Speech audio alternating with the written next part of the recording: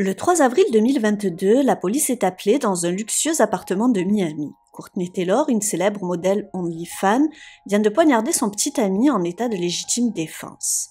Mais vous allez voir, une fois de plus, que les apparences étaient trompeuses. Courtney était-elle vraiment une victime? Bonjour à tous et bienvenue sur ma chaîne, moi c'est Virginie et aujourd'hui c'est une affaire très récente que je vous présente. L'histoire de Courtney avait toute une success story, riche, célèbre et reconnue, elle était en couple avec Christian. Malheureusement, les choses vont prendre une tournure dramatique. Mais je ne vous en dis pas plus et je vous propose de découvrir ensemble tous les détails de cette triste affaire. Mais avant de commencer, je remercie CyberGhost VPN qui sponsorise cette vidéo. CyberGhost VPN est l'un des moyens les plus sûrs de vous protéger des pirates et des sites malveillants car avec eux, toute votre activité sur Internet est sécurisée et vos données sont cryptées. Pour vous expliquer rapidement, toute votre activité passe par un tunnel sécurisé, ainsi votre adresse IP est cachée et vos données sont cryptées. De plus, ce qui est rassurant, c'est qu'ils sont les leaders mondiaux avec plus de 38 millions d'utilisateurs. Ils ont d'ailleurs 4,6 étoiles sur Trustpilot et c'est également l'un des VPN les plus recommandés par de nombreux sites comme Clubic, Presse Citron ou le Journal du Geek pour ne citer que. En fait, avec CyberGhost VPN, vous pouvez naviguer anonymement sur Internet sans la moindre restriction et, c'est le plus important pour moi, en toute sécurité. Aussi, et c'est là que ça devient vraiment intéressant, CyberGhost VPN vous permet de débloquer du contenu géorestreint sur plus de 40 plateformes de streaming comme Netflix, Amazon Prime, Disney+, et bien d'autres. Par exemple, vous pouvez accéder au Netflix américain ou canadien qui ont beaucoup plus de contenu que le Netflix français, 40% de plus. Si vous tournez un peu en rond sur le Netflix français, vous allez être servi. CyberGhost VPN est compatible sur toutes les plateformes, Windows, Mac, Android, iOS, etc. Vous pouvez l'utiliser sur 7 appareils différents en simultané et donc en faire profiter votre entourage. Enfin, si comme moi vous êtes plutôt méfiant, vous pouvez souscrire un abonnement CyberGhost VPN sans risque, avec leur garantie 45 jours satisfaits ou remboursés, et la présence en ligne de leur équipe 7 jours sur 7 et 24 heures sur 24. Avec le lien en description, vous obtiendrez un abonnement avec 84% de remise, ce qui revient à 1,94 € par mois, et vous avez 4 mois gratuits, donc n'hésitez plus. C'est le 21 avril 1996 à Midland au Texas que naît Courtney. Fille unique, elle grandit heureuse, entourée de ses parents. Alors qu'elle a 7 ans, la famille déménage à Austin. Ils vivaient dans un quartier agréable et tranquille et Chloé a toujours fréquenté des écoles privées. Ses parents avaient une situation confortable et ils étaient très proches de leur fille. D'ailleurs, ils étaient aussi de grands sportifs et lui ont transmis leur passion pour le sport. Toujours soutenue par son père et sa mère, elle pratique à l'adolescence de nombreux sports tels que le football, la gymnastique, le volley, la plongée et l'équitation. Elle les aime tous, mais elle a aussi une très grande passion pour le théâtre. Très extravertie, elle apprécie plus que tout divertir sa famille et ses amis en improvisant de petites mises en scène. À 13 ans, elle demande à ses parents de l'inscrire dans des cours de théâtre et de danse. Depuis toute petite, Courtney rêve de devenir actrice. Comme ils l'ont toujours fait, ils acceptent et la soutiennent dans cette nouvelle passion. Alors qu'elle est en 2e année au lycée, elle entre pour la première fois dans une salle de fitness et se prend au jeu. Un nouvel univers s'ouvre à elle et elle s'inscrit dans la foulée. Courtney s'y rend très régulièrement et très rapidement, elle se prend de passion pour ce sport. Son corps se met à changer, elle le voit, et sa persévérance tape dans l'œil des gens de la salle qui la motivent à participer à des compétitions. Très compétitrice, elle se lance dans l'aventure et participe à de nombreux événements sportifs. Elle se met alors à se faire remarquer dans le milieu et gagne ainsi une petite notoriété. Tout va très vite, elle commence même à être contactée par des marques et signe dans la foulée ses premiers partenariats en tant qu'athlète sponsorisée. Courtney, malgré ses activités sportives, ses partenariats n'en restent pas moins, alors que d'autres auraient pu lâcher et délaisser leurs études, une élève sérieuse et appliquée. Parallèlement, elle continue donc sa scolarité et après avoir obtenu son diplôme de fin de lycée avec brio, elle s'inscrit dans une école privée pour devenir entraîneur personnel. Elle travaille dur et là encore, elle en sort diplômée. Tout lui réussit et un avenir radieux s'ouvre à elle. De tempérament aventurier, une fois son diplôme en poche, elle décide de quitter son Texas natal pour aller tenter sa chance sous le soleil californien dans la ville de ses rêves. Elle s'envole donc pour Los Angeles, elle rejoint une célèbre salle de sport où certains grands noms du fitness s'entraînent, avec l'objectif de continuer à développer son influence sur les réseaux et ainsi augmenter ses revenus issus des partenariats. C'est à ce moment-là qu'elle choisit de prendre sur les réseaux le nom de Courtney Taylor. Dans un premier temps, elle commence à publier des séquences d'entraînement, des conseils de mise en forme, elle est de plus en plus régulière et active sur les réseaux, elle essaie tant bien que mal d'y développer sa communauté. Mais petit à petit, elle constate que plus elle dévoile son corps, plus elle gagne en likes et en abonnés. Elle se laisse alors prendre au jeu de publier des photos de plus en plus sexy et son nombre d'abonnés parallèlement monte en flèche. Très rapidement, elle comptabilise 1 million d'abonnés sur Instagram et sa vie prend un nouveau tournant. Plus son influence augmente, plus les sponsors paient le prix pour qu'elle fasse la promotion de leurs produits. Elle fait toutes sortes de partenariats pour des produits de blanchiment de dents, des vêtements de sport, des rasoirs, et ainsi, elle commence à gagner pas mal d'argent, mais ce n'est que le début. À 20 ans, elle est ce que l'on peut appeler une influenceuse, elle se qualifie elle-même de modèle fitness. Elle commence également à faire quelques figurations dans des séries télé et elle tourne également quelques publicités. En septembre 2016, un réseau social d'un genre nouveau voit le jour, OnlyFans. C'est un nouveau réseau social qui marche sous forme d'abonnement. Les producteurs de contenu gagnent de l'argent grâce aux abonnements de leurs fans. Ce sont souvent des modèles ou des personnalités qui postent des contenus érotiques ou pornographiques. Mais il y a aussi des influenceurs fitness, des musiciens, des artistes. Très rapidement, Courtney en entend parler. Elle, qui avait déjà l'habitude de poster des photos très sexy sur Instagram ou encore sur Facebook, s'inscrit rapidement sur cette nouvelle plateforme et le succès est immédiat. Dès la création de son compte, des milliers d'hommes s'abonnent dans le but d'obtenir du contenu toujours plus sexy. Quelques mois plus tard, sa cote a littéralement explosé, elle comptabilise à présent plus de 2 millions d'abonnés sur Instagram et gagne énormément d'argent grâce à OnlyFans. Je suppose que vous avez déjà entendu parler de ces réseaux sociaux, les plus connus sont OnlyFans et Mime. Il y a de nombreuses influenceuses, notamment de télé-réalité, qui gagnent beaucoup d'argent grâce à ces réseaux et elles ne s'en cachent pas.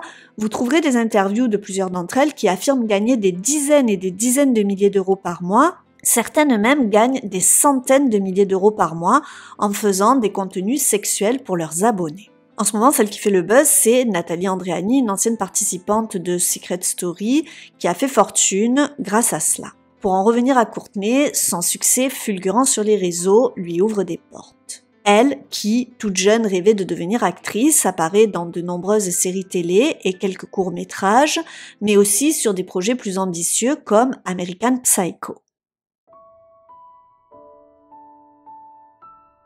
En 2020, Courtney a donc 24 ans. D'un point de vue extérieur, elle vit une véritable success story. Elle gagne très bien sa vie grâce à ses activités sur OnlyFans et en plus, elle est connue et reconnue dans le milieu du fitness.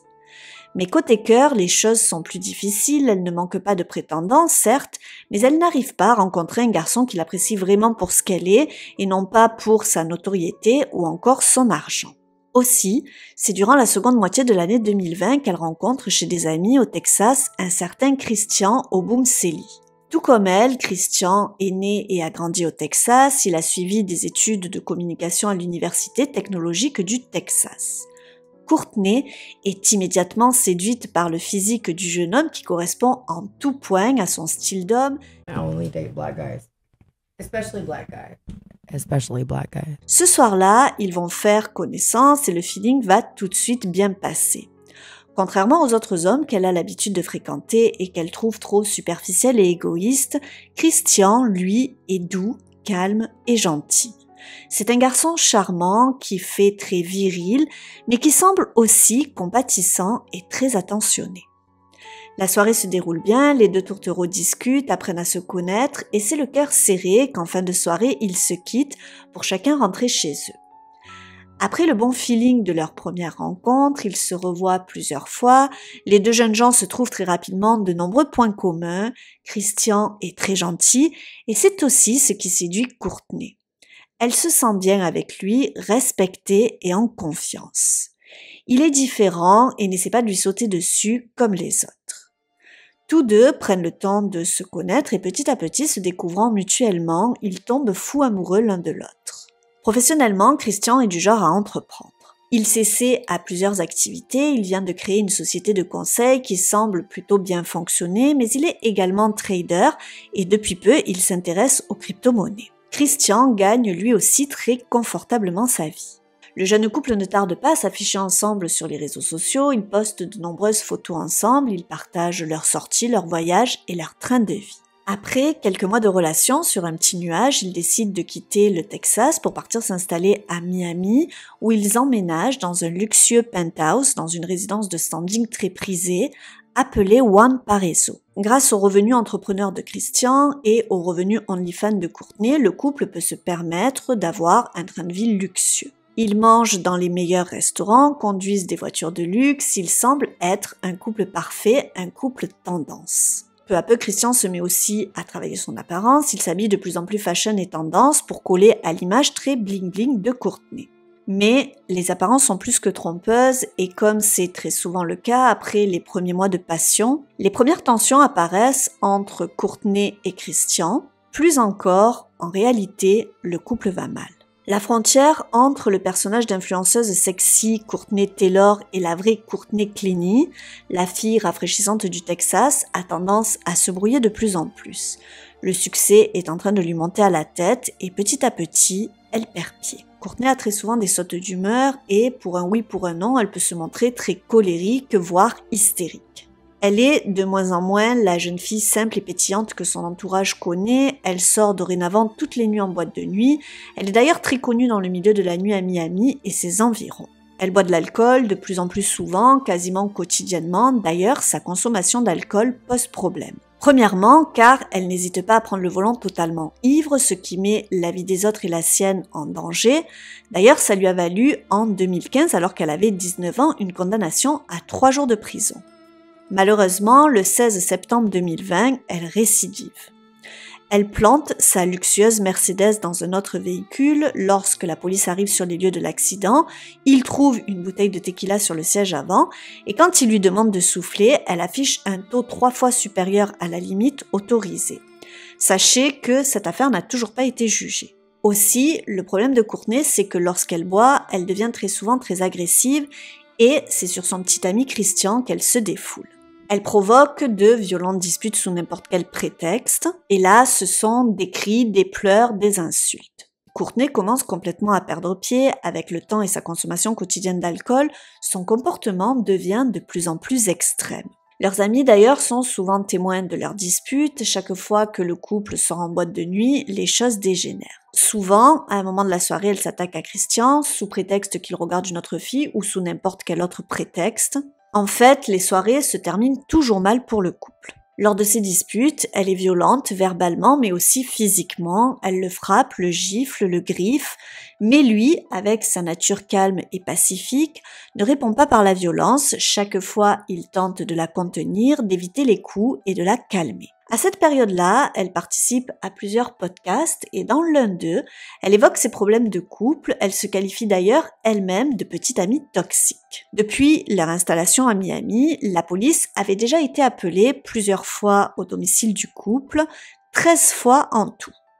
Les choses prenaient de telles proportions que les voisins n'en pouvaient plus de tous ces cris et ces disputes, et ce sont d'ailleurs eux qui contactent régulièrement la police pour qu'ils interviennent chez le couple.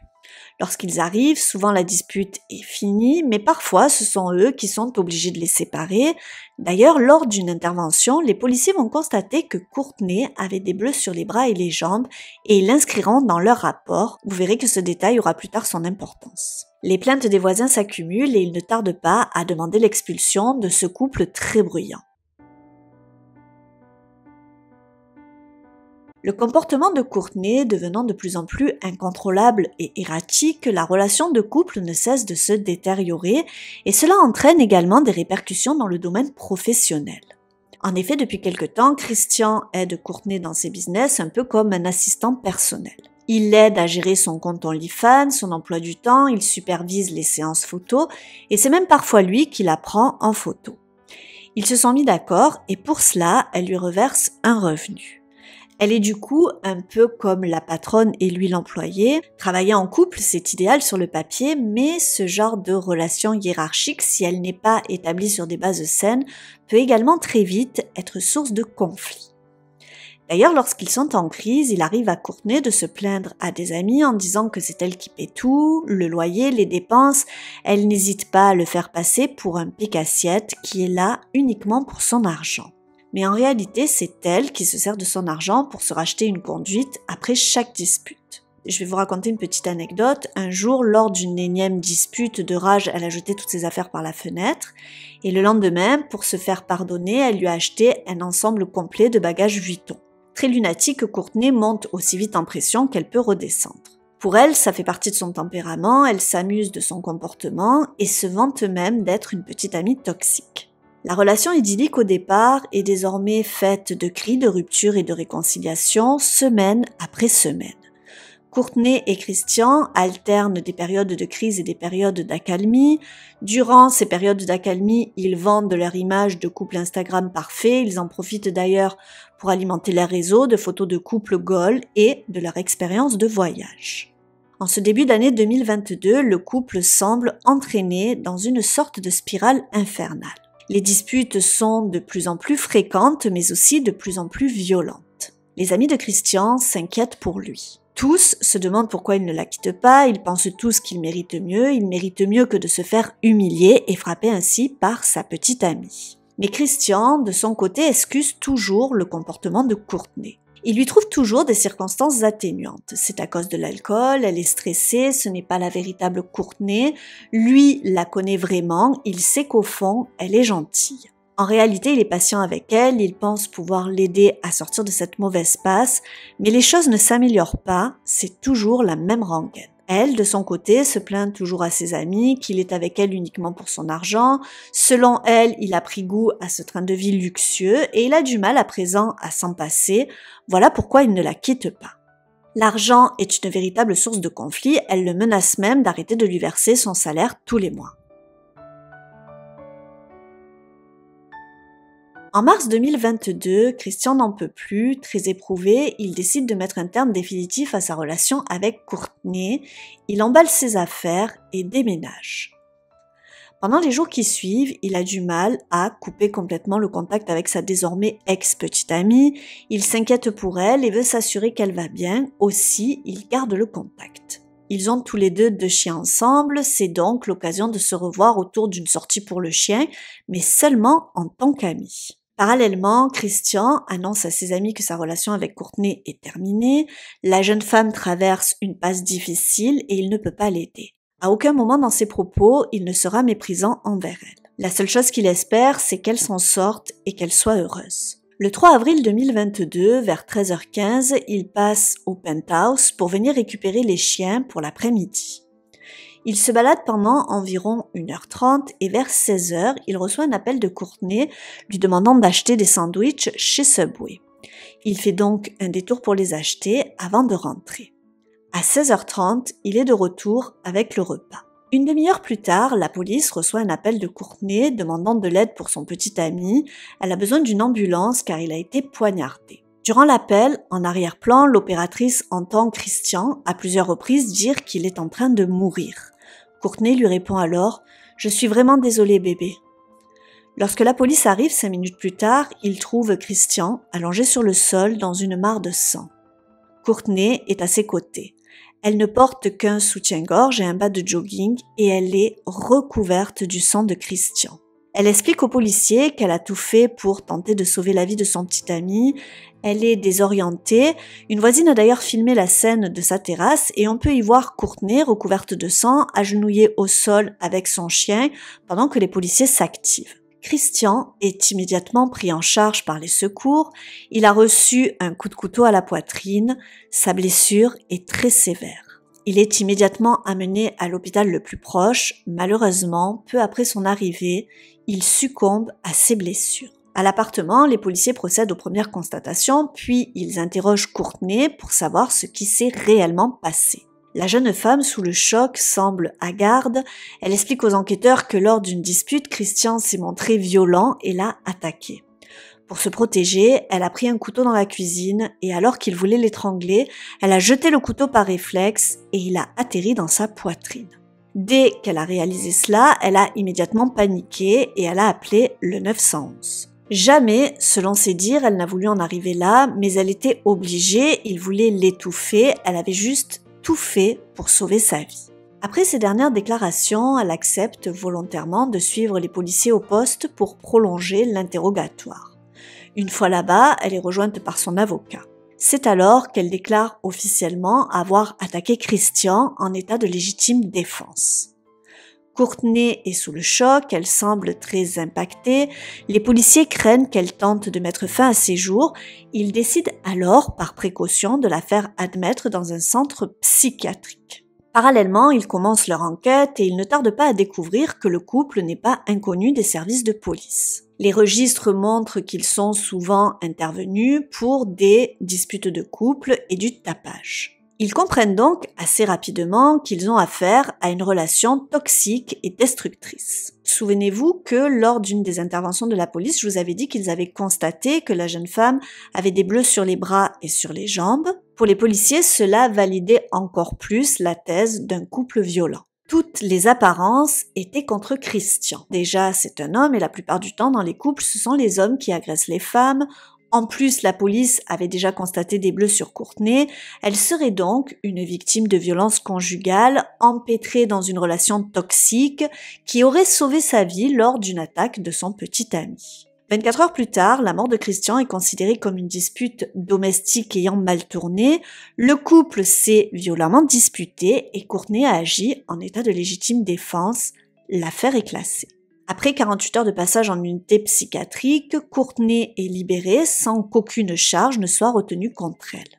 Mais la nouvelle de la mort de Christian s'est déjà répandue comme une traînée de poudre sur les réseaux sociaux, et alors qu'elle est dans un hôtel avec son père en train de boire un verre quelques heures plus tard, elle est reconnue par des clients qui l'interpellent violemment, l'accusant d'avoir tué Christian et de s'en être tiré sans aucune charge. I'll videotape her. Right now, you should go. Yeah, you should go. Because you just killed your boyfriend. Yeah, you did.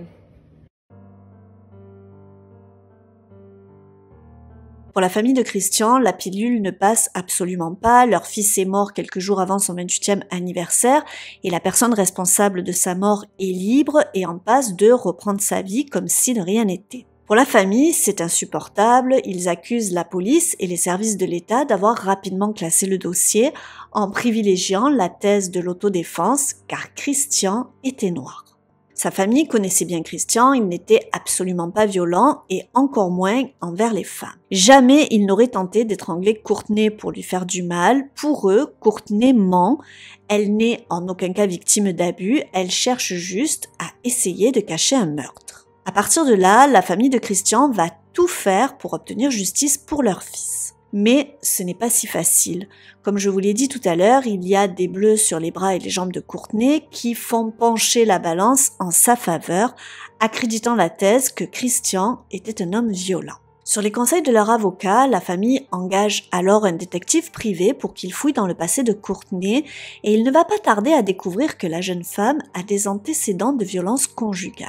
Alors à ce jour, ce ne sont que des rumeurs puisque le procès n'a pas encore eu lieu et toutes les preuves n'ont pas encore été présentées, mais Courtney, par le passé, à 2 reprises, s'en était pris violemment à des ex-petits amis.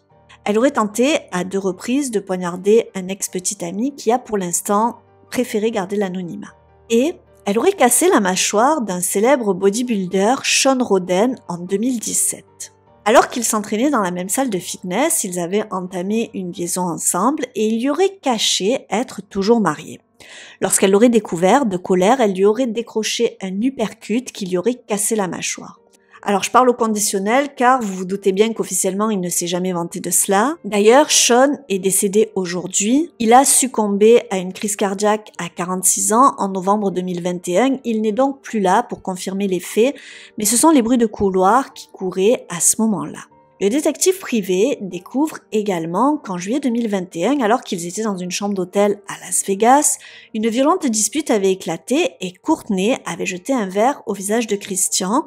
Il l'avait évité de peu et lorsque la police avait été appelée pour intervenir, elle avait été arrêtée et inculpée d'agression domestique. La famille va mener une véritable guerre pour que le dossier soit réouvert et ils vont réussir. La police va réouvrir le dossier et analyser le téléphone de Courtney le jour du drame. Ils vont découvrir que ce jour-là, au moment du drame, à 16h43, elle passe un coup de téléphone à sa mère. 6 minutes plus tard, elle la rappelle et elle reste 7 minutes au téléphone. En raccrochant, elle appelle le 911. Sa mère est alors interrogée et elle va raconter que durant sa dispute, sa fille l'a appelée. Sa fille était très énervée et elle criait à Christian qu'il était un menteur en lui demandant de quitter les lieux.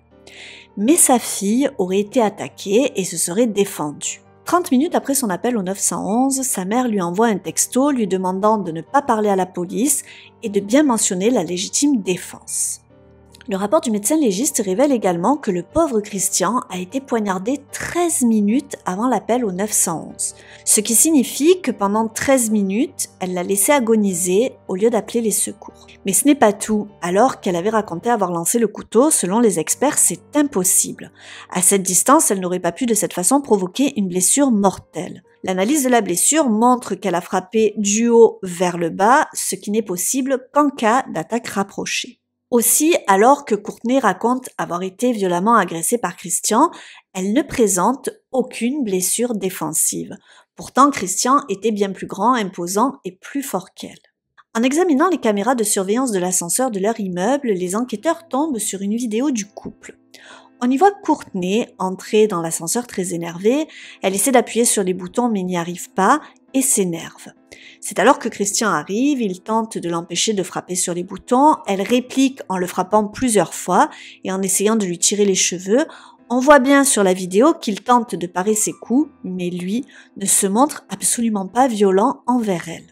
Après 4 mois de pression exercée par la famille de Christian, Courtney est arrêtée à Hawaï le 11 août 2022 alors qu'elle se trouve dans un centre de réadaptation pour soigner une toxicomanie et des troubles de stress post-traumatique. Le lendemain, lors d'une audience, elle accepte d'être extradée en Floride pour répondre aux accusations de meurtre au second degré qui pèsent contre elle. Dans l'attente de son procès, elle est toujours présumée innocente, elle clame d'ailleurs toujours être une victime de violences domestiques. C'est elle la victime, lui était l'agresseur. C'est une affaire très récente et j'ai eu envie de vous la présenter car très souvent dans les couples, ce sont les femmes qui sont victimes des hommes. Or, dans cette affaire, de toute évidence, on se trouve dans le cas inverse. Tout porte à croire que c'était Courtney qui était abusive et violente avec son conjoint. Tout le monde savait, nombreux sont les amis qui avaient été témoins de leur crise, elle s'en vantait même toute seule. J'ai l'impression, dans cette affaire, que tout le monde a sous-estimé les signes, car c'était une femme et lui était un homme, il était bien plus costaud qu'elle. Tout le monde, lui y compris, pensait qu'elle ne représentait pas de danger pour lui. Malheureusement, ce n'était pas le cas, les hommes peuvent eux aussi être victimes de violences conjugales. Par honte ou culpabilité, l'homme battu peut se taire longtemps et minimiser les violences physiques et morales qu'il reçoit, et c'est ce que faisait Christian. Ce n'était pas sa faute, elle traversait une passe difficile, c'était à cause de l'alcool. Il n'est pas rare qu'un homme d'apparence grand et costaud comme Christian subisse des coups, des gifles, des crachats, des griffures d'une femme beaucoup plus petite et faible physiquement que lui. Il essayait de se protéger comme il le pouvait, il essayait alors de la calmer, de laisser retomber la pression, mais il ne réagissait pas vraiment car, vu sa force et son poids, il savait qu'il aurait vraiment pu la blesser et ça il ne le voulait pas. De nombreux témoins, amis du couple et préférant pour l'instant garder l'anonymat, ont raconté avoir vu plusieurs fois Courtney frapper Christian, mais ils ne l'avaient jamais vu, lui, être violent avec elle. En réalité, dès le départ, Courtney avait montré des signes d'instabilité émotionnelle ainsi que des crises de colère exacerbées par l'alcool. Elle ne semblait pas maîtriser ses émotions et malheureusement, le fait que ce soit une femme n'a pas fait en sorte que son comportement chaotique soit pris au sérieux. Pour Christian et son entourage, cela faisait partie de son tempérament, elle ne représentait aucune menace. Ce qui est révoltant dans cette affaire, c'est aussi la façon dont les choses ont été traitées de prime abord par la police. Ils se sont hâtés de clôturer le dossier, ils n'ont mené aucune enquête avant cela, ils n'ont pas interrogé de potentiels témoins, c'était de la légitime défense, point barre. Selon la famille, c'est parce qu'il était noir que la police n'a pas cherché à enquêter sérieusement. Pour la famille ainsi que pour l'opinion publique, il y aurait une affaire de racisme derrière tout cela. En faisant mes recherches, j'ai aussi découvert que beaucoup de personnes noires avaient apporté leur soutien à la famille de Christian, mais des tweets un peu polémiques de Christian ont refait surface. Dans ces derniers, il affirmait préférer les femmes blanches aux femmes noires, et ses propos en ont d'ailleurs choqué certains. J'ai une pensée pour la famille et leur détermination, car sans cela, l'affaire aurait été classée sans suite. Aujourd'hui, Courtney a été extradée en Floride où elle est en prison dans l'attente de son procès. Je ferai sûrement une vidéo update très bientôt, car il y a pas mal de nouveautés sur plusieurs affaires que j'ai traitées et je vous tiendrai informé de la suite de celle-ci. J'ai d'ailleurs trouvé pas mal de similitudes avec l'affaire d'Ali Aboulaban. Dans les deux cas, l'argent, la notoriété sur les réseaux et les abus de substances les ont entraînés dans une spirale infernale dont les premières victimes ont été les conjoints. En attendant, dites-moi ce que vous en pensez. Pensez-vous que Courtney est innocente ou coupable? Je remercie encore le sponsor CyberGhost VPN. Je vous rappelle, l'offre se trouve en description si vous recherchez un VPN de qualité. Seulement 1,94 € par mois pour obtenir une sécurité et une confidentialité complète. Je remercie tous ceux qui sont restés avec moi jusqu'au bout de cette vidéo. Si c'est votre cas, vous pouvez me le signifier en inscrivant Christian dans les commentaires. On se retrouve aussi sur Instagram, le lien se trouve en description. N'hésitez pas à liker, partager et vous abonner si ce n'est pas déjà fait. Je vous souhaite une bonne fin de semaine. Je vous dis à très vite pour une nouvelle histoire criminelle sur ma chaîne. Mais jusque-là surtout, restons prudents!